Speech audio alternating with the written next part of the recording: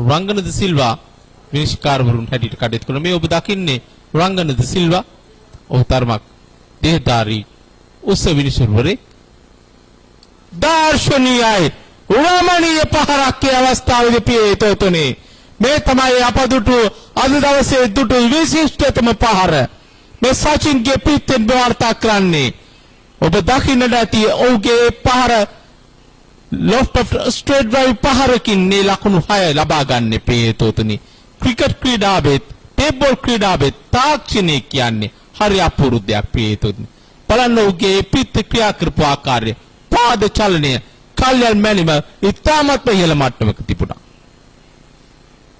එවරත් රමණීයයි. එවරත් රමණීය හය පහරක්. යෝධදවන්ත හය පහරක්. මේ බලන්න මේ ප්‍රතිකරුවා. පිට හය පහරවල් දෙකකින් මේ වමත් පන්දු යවන්නට සංග්‍රහ කරා. සචින් ලියනකී ඔබේ දකින්නේ. පිහිටුතුනේ උරංගදරේ කුපමණක් නෙවෙයි.